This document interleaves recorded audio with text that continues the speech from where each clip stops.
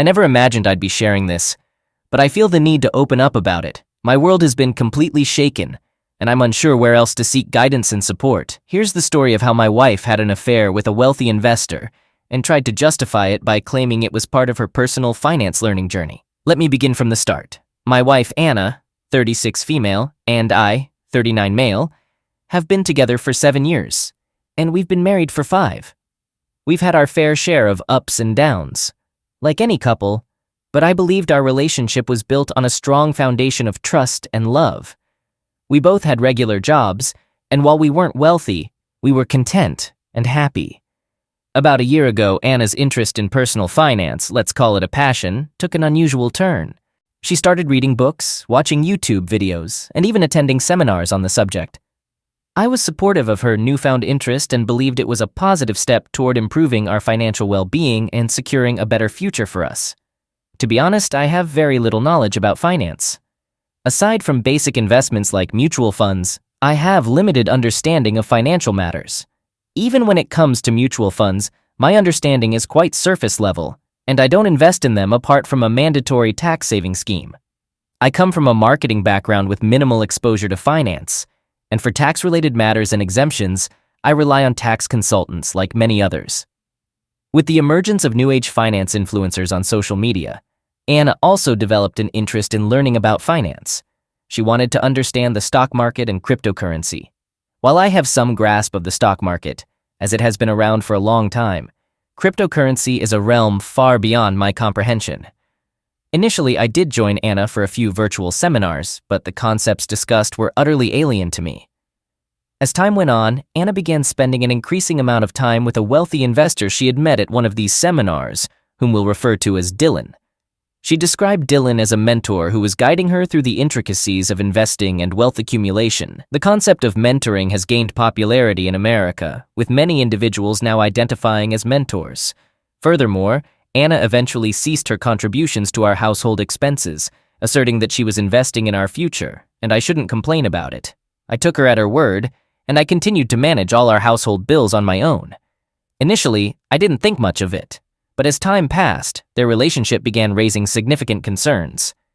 Anna started devoting an excessive amount of time to Dylan, often late into the night. Her explanation was that due to her day job, evenings were the only time available for pursuing her passion. When I expressed my disapproval, she became defensive and demeaned me for my limited understanding of investments. She taunted me, stating that one day she would make us wealthy, and I'd regret not supporting her. I was providing her with support in every way I could. She wanted me to refrain from questioning her whereabouts, her return times, or her activities. I tried to avoid interfering as much as possible, but when she displayed obvious red flags, I had to stay vigilant.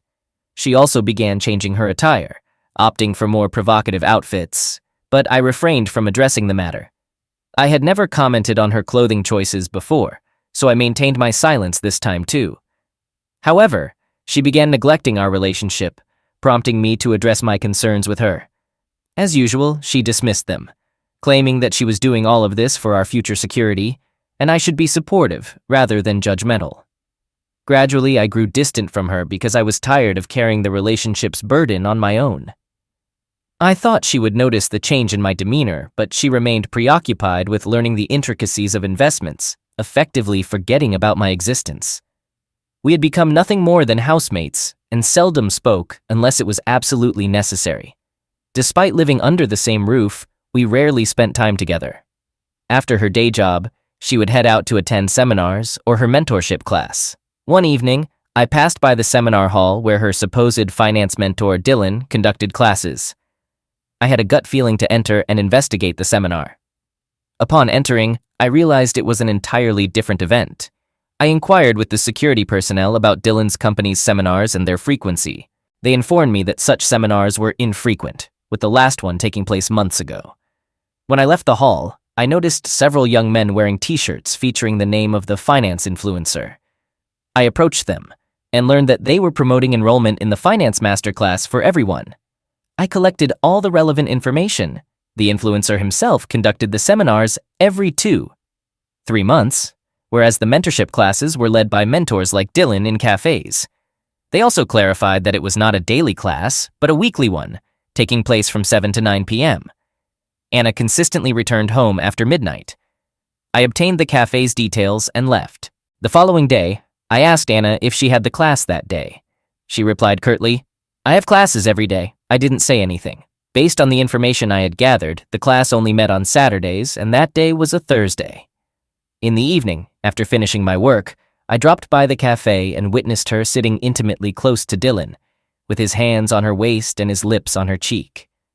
They whispered into each other's ears, and my heart sank as I observed them exchanging flirtatious glances. I remained at a distance, allowing myself time to process what I was witnessing. I attempted to capture video clips because I anticipated that she might downplay the situation. I stayed there until they engaged in more intimate activities. He was playfully teasing her, even licking her ears and engaging in other inappropriate behavior. I recorded everything. When they were on the verge of kissing, I approached and took a seat at their table, sitting opposite to them. Anna froze while AP appeared confused. I introduced myself as her soon-to-be ex-husband and he chuckled. Anna offered to explain, and I encouraged her to do so.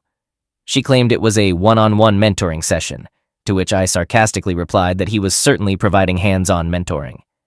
AP left the table, laughing off the situation. His demeanor resembled that of a player. I directly asked Anna if she had slept with AP, and she admitted that they had, but she argued it was part of an investment deal. I couldn't comprehend what kind of deal that was. She tried to rationalize it by asserting that it was all related to her personal finance education. She stated that Dylan had assured her that she would earn significant money after completing the classes and fulfilling his requests. I questioned what he had asked of her, specifically if it involved sleeping with him. She responded with a yes. I sensed that she was attempting to save face, so I urged her to provide any random excuses instead. I played along for a while, inquiring if she had done it against her will. She clarified that it was consensual. I accused her of deriving pleasure from it, and she countered that she hadn't but had only done it to secure our future. I lost my temper and shouted at her, demanding to know who gave her the authority to secure our future. I informed her that she need not concern herself with mine as I was perfectly capable of managing it. My outburst drew the attention of nearby patrons, causing them to stare at us. I stood up and left the cafe, and she followed me outside, attempting to grasp my arm. I shrugged her off and told her she could continue her involvement with her mentor, and was not welcome in my home. I returned home feeling devastated. My trust in her was utterly destroyed, and it was hard to accept that she had concealed her infidelity behind the guise of learning personal finance. A few minutes later, Anna returned. She asserted that her involvement with the other person was not for pleasure, but rather a means to acquire financial knowledge. I asked her to leave the house, but she pleaded with me, insisting that it wasn't infidelity. She claimed there were no romantic feelings involved with the AP and it was simply a business transaction. I was baffled by the type of business she was engaged in. I informed her that there was no need to engage intimately with her mentor to learn about personal finance. She could gain financial knowledge without such actions. She grew angry and asserted that she would prove me wrong, entering a mode of wanting to demonstrate her earning potential. She declared her intent to venture into influencer marketing and criticized my lack of understanding regarding the significance of early-age investing. She predicted that I would retire with minimal savings, relying on state pension, while she would become a billionaire, and I would regret my decision. I told her she was free to pursue her ambitions, but not while being with me. She packed her belongings and left. 2 days later, on a Saturday, she returned. I was reclining on the couch, engaged in some online activity. She addressed me, stating, "I'm not here to apologize or beg. I've come to collect my remaining possessions." I remained silent. She gathered her belongings and drove away. Her actions showed a complete lack of remorse for what had occurred, prioritizing her affairs over our relationship. I've been in discussions with my attorney to initiate the divorce process. I hope it proceeds smoothly without unnecessary complications. Since we don't have significant assets to dispute, it should be a relatively straightforward process, but we'll see. I'll provide updates once it's all concluded. Now, I'd like to offer a brief update regarding my divorce. There haven't been many noteworthy developments aside from the divorce proceedings, so this will be a concise update. Many people had commented that Anna's so-called quest to learn personal finance didn't seem legitimate. It appeared more like a scam than a genuine investment. While I may not be well-versed in finance, one thing is clear. When someone promises quick and substantial returns, it's often a sign of something amiss. Earning money genuinely is a challenging endeavor that doesn't yield instant results. Nonetheless, I've put that chapter behind me. My divorce was finalized last week, and it went relatively smoothly. As I mentioned earlier, there were no significant assets over which we needed to dispute. The house we lived in was a rented condo. In terms of alimony, our incomes were quite similar. Moreover, since she was the one who cheated, I wasn't obligated to pay any alimony. We closed the joint account and divided the money between us. Given that we don't have any children, there was no need for child support. I'm relieved we didn't have children. It would have complicated the situation significantly. I now understand why many Americans hesitate to have children due to the uncertainty it can bring. Nevertheless, it's not as straightforward as it may seem. I'm still struggling to move on from her infidelity. She's been telling everyone that I'll come crawling back to her, seeking reconciliation when she becomes wealthy after mastering personal finance strategies. To that I simply say, good luck. She's been spreading the word that our divorce resulted from my insecurity about her progress, painting me as controlling and jealous, among other things. I endured those comments with a smile as much as I could, and then I showed everyone the video I had recorded of her being affectionate with AP. Her face turned red after that, and common friends quickly reconsidered their loyalties. The last I heard, she was residing with her mother during the divorce proceedings. She shows no remorse for the damage she's caused. I'm uncertain whether she's genuinely studying personal finance and investing, or if it was merely an excuse to engage in an affair with AP. If she succeeds in getting her finances in order, good for her. I have no interest in wealth obtained through infidelity. By the way, I've recently started watching numerous videos on investing. While I might be jumping to conclusions, I think there are plenty of free online resources that provide sufficient information for beginners. I strongly doubt that having a mentor is necessary for this. Right now, I'm striving to distance myself from conversations involving her. They were taking a toll on my mental well-being. I've reignited my hobby of painting to keep myself occupied. I've also joined a fitness club to shed some extra pounds, focusing on healthy eating and reducing my alcohol intake. I had been drinking excessively during the pre-divorce period and gained a significant amount of weight. Hello, everyone. I have an intriguing update to share. First and foremost, I want to express my gratitude for all the support and the valuable links you provided about investment knowledge. It was incredibly helpful. As many of you pointed out, it wasn't a finance class, it was indeed a scam. So true. The highlight of this update is that Anna fell victim to a scam. Remember the finance influencer who was conducting those seminars? It turns out he was a fraudster. He swindled people out of their hard-earned money, promising them substantial returns. Anna had also invested around 30% of her income in that scheme with hopes of substantial gains. Not only that, I heard she even sold some of her valuable assets, like her family heirloom diamond ring and her platinum necklace, to go all in on this investment endeavor. It appears that everything was nothing but a deception. The influencer is now on the lam, while his associates, including AP Dillon, have been apprehended, and an investigation is underway. Once this news surfaced, Anna became the target of ridicule from all the people she had been bragging to about her impending wealth. She had been flaunting her newfound knowledge to everyone and belittling those with limited investment expertise. In the aftermath of this revelation, all the individuals whom Anna had mocked are now turning the tables on her and poking fun at her. It's only natural. One of our mutual friends informed me that she has blocked most of the people who were making fun of her.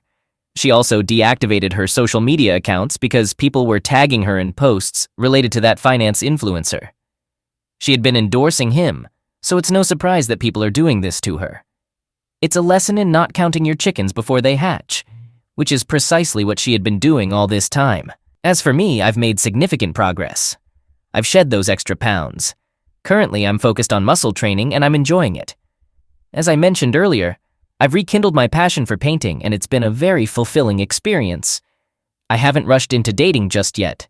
It's not about getting over the past. I'm simply not ready for it. Things took a highly dramatic turn last month. Only a week after my previous update, I had an unexpected visitor. It was Anna, and she appeared utterly despondent. She explained that she had fallen victim to a scam. AP and his fraudulent influencer boss had defrauded hundreds of people and absconded to a different country with their money. I asked her about AP's supposed arrest, based on the last update. She informed me that no, AP and a few other so-called mentors were close associates of the influencer, and they managed to escape at the right moment. The remaining team members were apprehended in the absence of the main culprits. I inquired whether she had come to me because AP had fled. She insisted it wasn't the reason. She claimed she still loved me and wanted to sit and talk. I reminded her that we were already divorced, rendering any conversation pointless. Her response was, "I've already been punished by karma. I've lost a significant amount of money and all respect. People are ridiculing me, making fun of me. You emerged victorious from this situation. What more could you want?" What more could I want? I wanted peace. I had wanted her out of my life, and in that moment, I wanted her out of my house. That was what I wanted. She continued by saying, "Now that you know there was nothing between me and Dylan, we can get back together. If there were anything, he would have taken me with him, right?" I replied with a firm, "No." I explained that he wouldn't have taken her because he had numerous women like her sleeping with him to learn some dubious money-making tricks. After all, he couldn't take all his promiscuous partners with him, could he? She implored me to consider reconciliation, asserting that she had not been emotionally involved with AP. She admitted to being drawn to the idea of getting rich quickly. I made it clear that reconciliation was not an option. I had moved on considerably by that point, so her pleas had no impact on me. If she had begged for forgiveness when her affair was exposed, I might have contemplated it. I can't be sure. However, after witnessing her true character, I'm no fool to trust her again. She returned to me only after losing everything. During the divorce proceedings, she had shown no remorse, and now she came to me. Unbelievable! I informed her that I had to leave for my fitness class and she needed to go. She commented that I looked much younger and fitter and inquired if I was dating someone. I told her it was none of her business. She began crying, accusing me of being rude. I retorted that she should be grateful for my civility and for hearing her out after what she had done to me. I used to love her deeply, but I had moved beyond that emotion.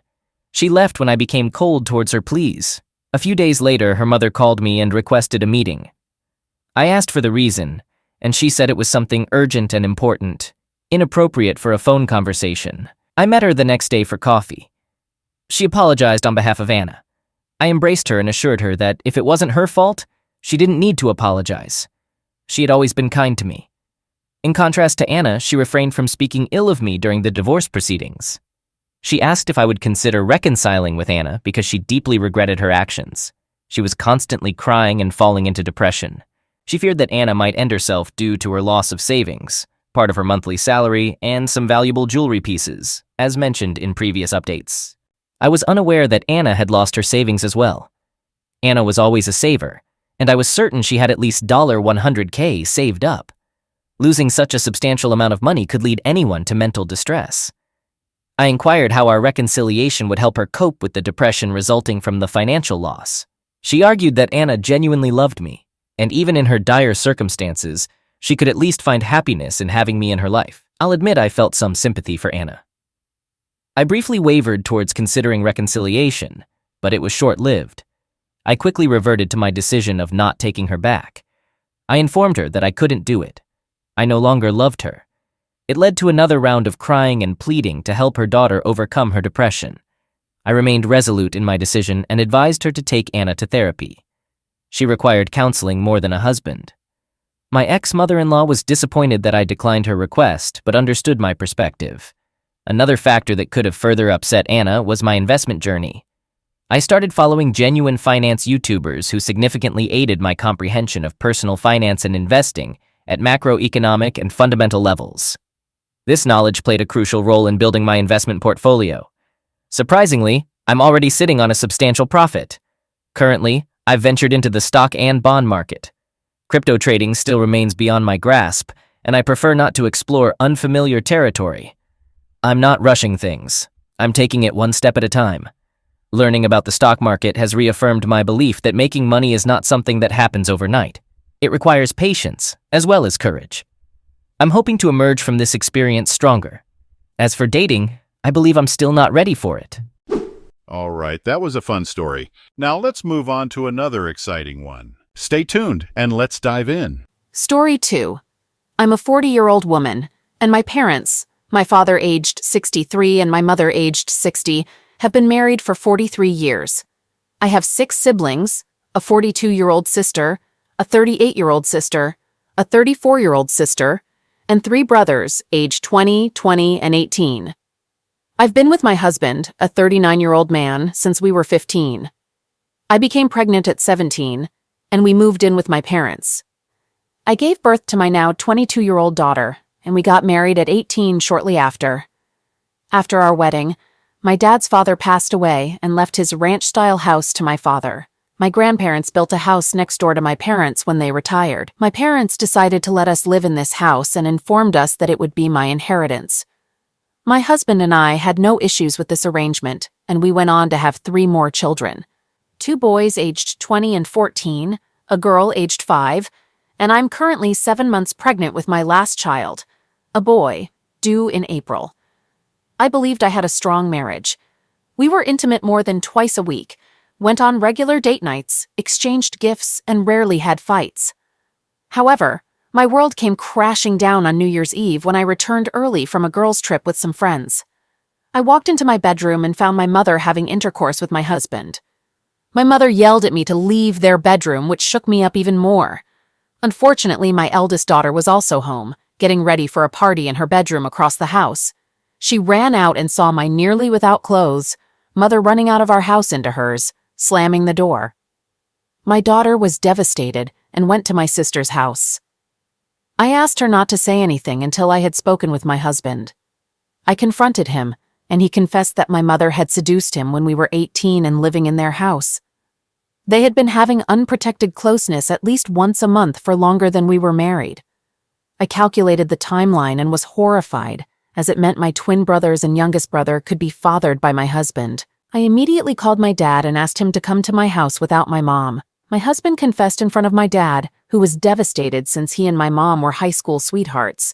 My mother's screams were audible from her house as she was confronted. I then confided in my older sister, and we decided to host a party for the whole extended family, inviting my ex's family as well. At the party, I had my 22-year-old daughter take all the kids to the basement to watch a movie, leaving only the adult children and siblings. I proceeded to explain to them exactly what had been happening. The majority of my family is supportive of me except for my 3 youngest siblings, my 38-year-old sister, and my ex's entire family. They all label me as an a-hole for making this matter public. News spread, and my mom's best friend, who holds a leadership position in my childhood church, called me to confirm the story. Consequently, my mom was removed from her role as the children's pastor at the church, and she claims I've essentially destroyed her reputation and life. My dad has asked her to leave, and she is currently residing with my 38-year-old sister. Furthermore, my dad has insisted on a DNA test for the 3 youngest boys before he will consider any reconciliation with my mother. It turns out that the twins are indeed my husband's biological children. In response, I've kicked my husband out, and he is now living with his parents. My father and I are in discussions about my potential move into his much larger house, while he sells my grandfather's house and provides me with the money to purchase a new house elsewhere to create a fresh start without the lingering memories. My husband is outraged and furious because I've exposed that he's actually going to be a father of 7 children instead of 5, and I will be entitled to half of his business. My husband started his HVAC company a few years ago, and for the first 5 years, I played a significant role in establishing it, managing the office entirely and temporarily stepping back from my teaching career to help him get it off the ground. In our state, all marital assets, including businesses, are divided equally. Since the house was still under my father's name, my husband will receive no money from its sale, and neither will my mother, as inherited assets are not subject to division in divorce. My mother is also unlikely to receive any alimony, as our state doesn't follow a no-fault divorce system. Over a month has passed, and I'm still deeply bitter and angry with my mother, particularly because of her hypocrisy in calling me names and shaming my family, when she's engaged in far worse behavior. I also have strong feelings of resentment toward my ex as he was intimately involved with both my mother and me, sometimes coming to our bed minutes later. He impregnated my mother less than a week after I became pregnant, and while I initially thought it was cute and fun to share a pregnancy experience with my mom, she was carrying my children's half-siblings. This situation has shattered my trust in men and their ability to remain faithful. I've already secured a proficient lawyer from the firm that handled our financial matters, with support from my dad in covering the costs. 2 of my twin brothers, 1 of my sisters, and my entire ex's family have cut off contact with me and my minor children. Consequently, my children have essentially lost all of their grandparents, except for my dad, 2 uncles, and an aunt on my side, and my husband's 3 brothers, due to this unfortunate situation. Due to these circumstances, I've developed ulcers and digestive problems, so I'm planning to see a doctor soon. Additionally, I've been attending therapy sessions since the first week of January. I've also extended the offer of family therapy to my 2 adult children, but they are currently undergoing individual therapy. My 14-year-old daughter is aware of our divorce and the reasons behind it. She's understandably angry with her dad, which makes it difficult for me to send her to his house on weekends. While I believe she's old enough to have a say in this matter, I don't want to harm her relationship with her father. I've told all my children that it's okay to love their dad, even if he hurt me. However, my 2 eldest children have completely cut off contact with him. I won't reveal the true reasons for the divorce to my younger 2 children until they reach their teenage years, and everyone has agreed not to disclose anything until they are old enough to comprehend. Regarding how I remained oblivious to the ongoing affair, my husband admitted to me that they had closeness at my mom's church office, in their cars, at a motel, and when we established the business, they began regularly doing it in his office once I resumed my teaching career. They also did it in our homes when my father was away on business trips or when I was out of town. The most distressing part for me is the sheer coincidence of coming home a day early from a trip due to pregnancy discomfort, and this is how I discovered the affair. Knowing that they would have continued this affair if I hadn't caught them is what continues to upset me. I find it hard to get past the fact that my children's grandmother and father showed so little concern for the impact on our families. What's particularly challenging for me is the realization that my own mother could betray me and continue this behavior for years without caring about the consequences when it all unraveled in her face. Edit. To make matters worse, my husband confirmed during one of our mediated conversations that the affair began when I apparently upset him. Instead of talking to me, he vented to my mom when they were alone. She consoled him, and they became intimate.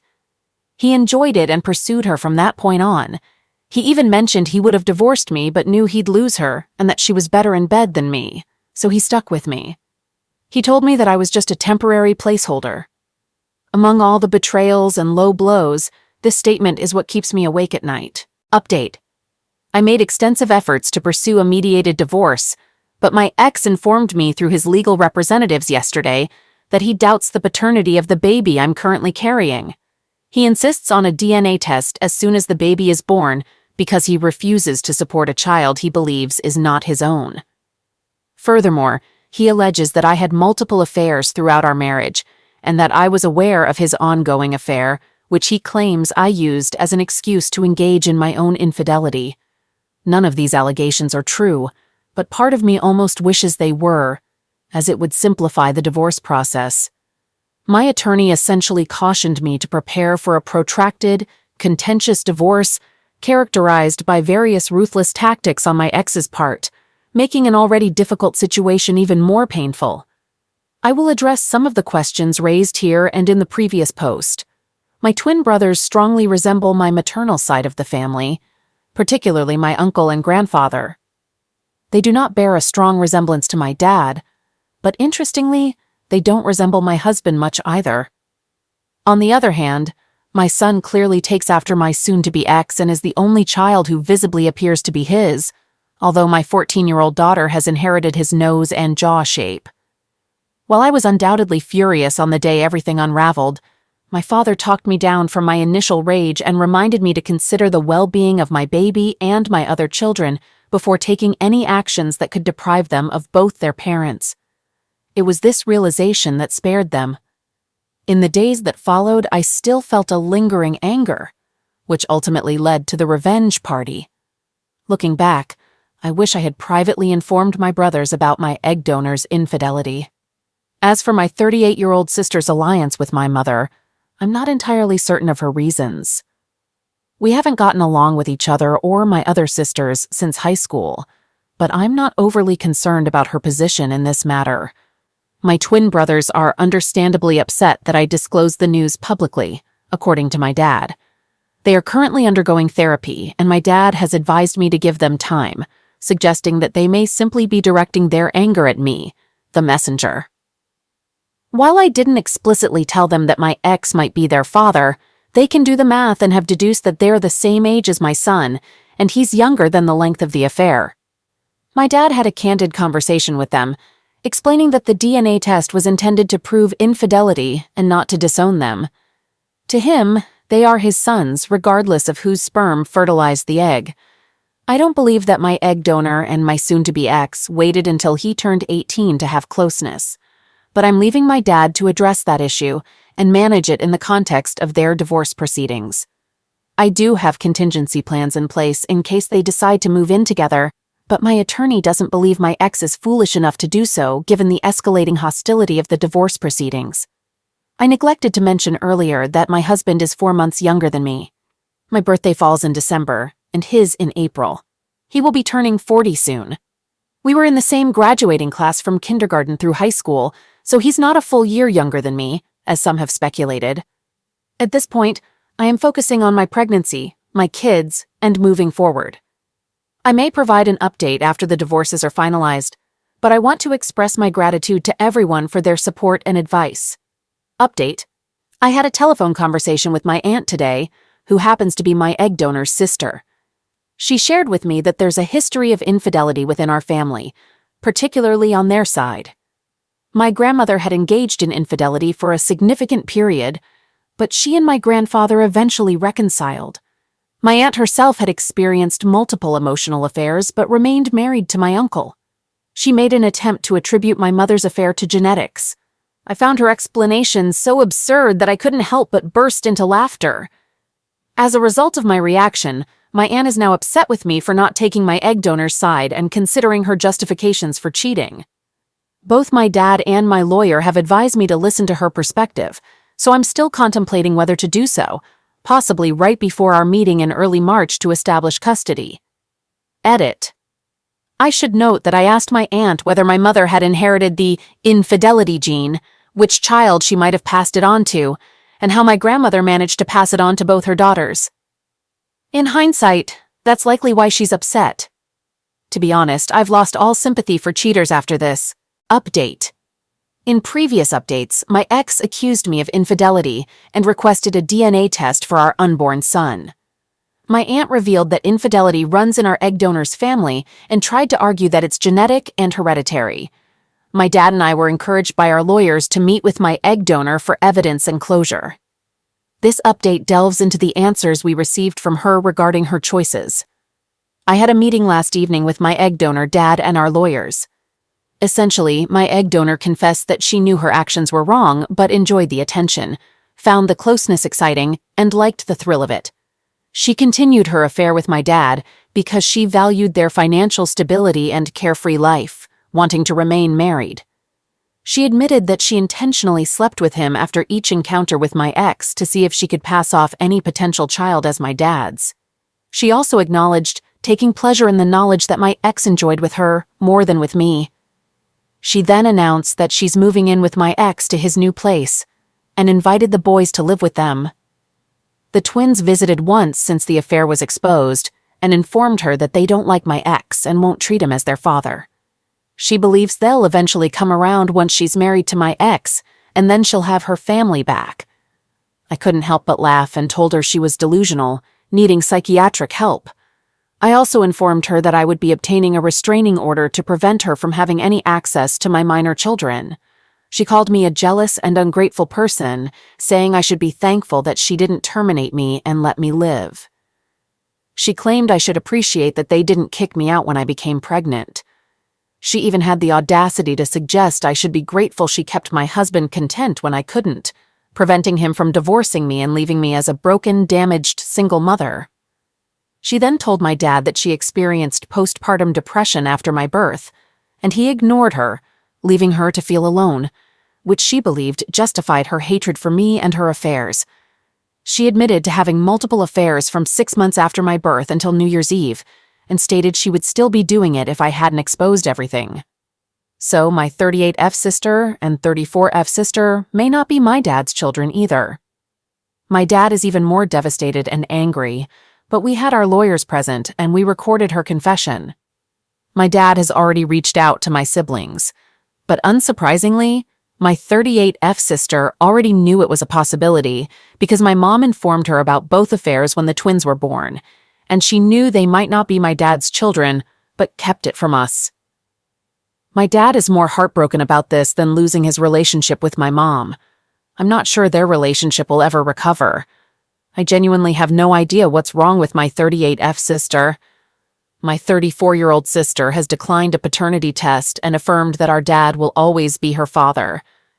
My dad is perfectly fine with that decision. I've informed my ex through my lawyer that I intend to file an order of protection tomorrow, ensuring my kids won't have to go to my ex's house if my mother is present. Neither of them has made any efforts to secure new housing, so it seems like she might be planning to move into my ex-in-law's house. I genuinely don't want my kids exposed to that chaotic situation. He has yet to respond, but honestly, I'm not concerned about his wishes. P.S. My family and our lawyers are aware of the social media posts, but my ex and egg donor face very unfavorable odds in the divorce proceedings. I'm being a bit petty and reveling in their discomfort at being exposed, so I'm leaving the posts up. They can dwell in their predicament and know that not only does our local community view them negatively, but so does the entire world. Additionally, I have obtained permission from my younger sister to share what transpired last night. I'm not particularly concerned about my 38-year-old sister's opinion. Update: I gave birth to my son in early April, and I'm relieved to say that he's healthy, and I didn't encounter any health complications during the process. By the end of March, I succeeded in obtaining temporary full physical and legal custody of my children. My 14-year-old daughter approached me with a request for family therapy involving her and her dad. Initially, I was opposed to the idea, putting up resistance. However, I eventually decided to go along with it for the sake of my daughter, recognizing her need to process everything and hopefully move forward. During the therapy sessions, I gained significant insights into the relationship between my ex and my egg donor, thanks to the assignments the therapist provided. My ex disclosed further details, which I believe to be true. My mom had actually attempted to seduce him well before we were of legal age. According to my ex's recollection, this happened when my egg donor assumed leadership of the youth group.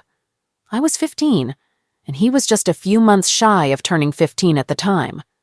The grooming process began then, with her offering private counseling because he supposedly needed it.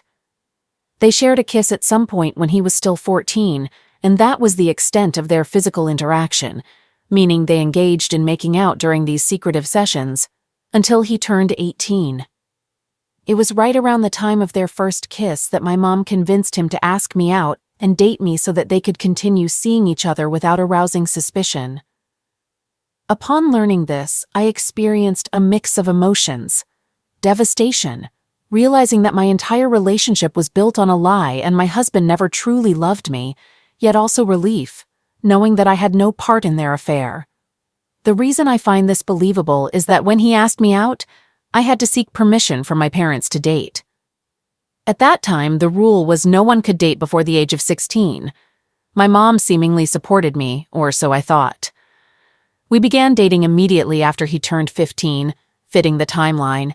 They did not engage in full intercourse until he turned 18, and I suppose that served as his birthday present from her.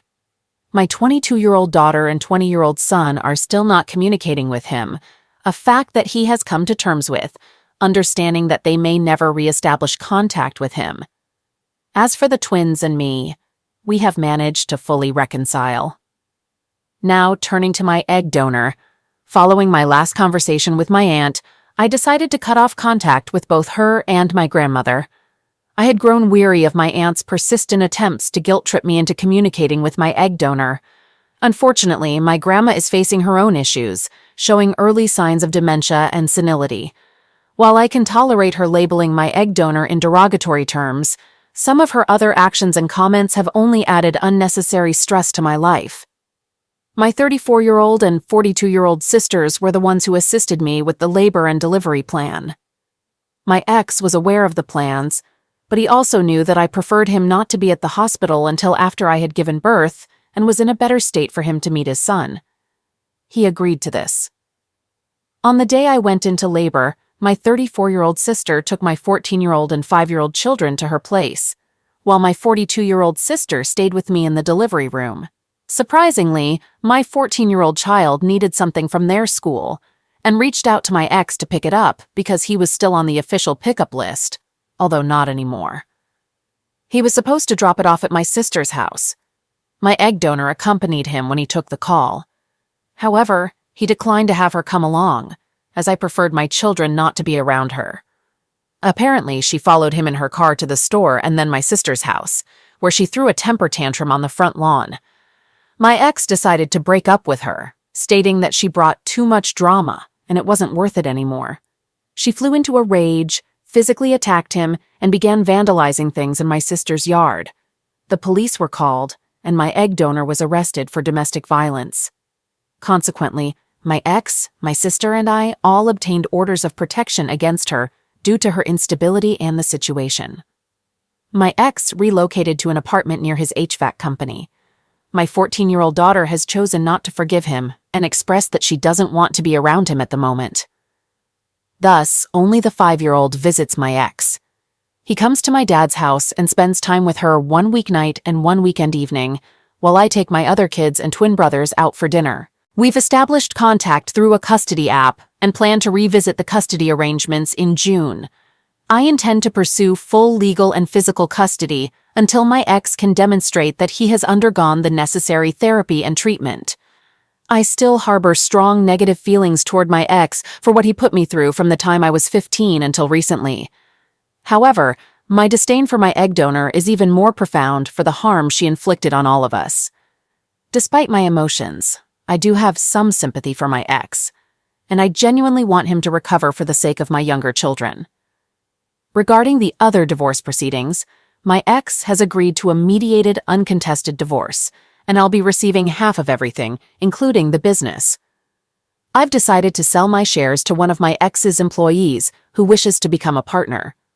My ex is content with this arrangement, and I'm eager to sever all ties with him. My dad successfully sold my old house without even listing it on the market because our realtor knew a family looking for a home. Meanwhile, I've started searching for houses about 45 minutes away from my dad's location. As for the egg donor, she has gone into hiding. After the twins made it clear that they would never live with her and wanted nothing to do with her, particularly after her arrest, she began guilt-tripping and blaming them. She is currently contesting the divorce from my dad and only communicating with him through her attorney. Concerning my 38-year-old sister, she had a reality check during this whole ordeal when my mother called her and scolded her for not helping her get out of jail during a 45-minute conversation. Apparently, my sister has been experiencing fertility problems, which I was unaware of because we don't communicate, leading to stress, anxiety, and a decline in her self-esteem. This vulnerability made her susceptible to manipulation by our egg donor, who boosted her self-esteem with positive attention. However, when my sister declined to bail her out due to saving money for another round of IVF with her partner, she recognized the manipulation and reached out to me. We have slowly started talking again, and she supports me in this situation. Additionally, she has resumed communication with my dad, which I'm glad about for his sake, as it allows them to reconnect. Welcoming my son, by the way, we conducted the DNA test a few weeks before his birth, confirming that he is indeed my ex's child, has brought immense joy and delight into my life. With my other kids and the support of my dad and siblings, I've been able to navigate through this challenging time, and I believe they will continue to help me.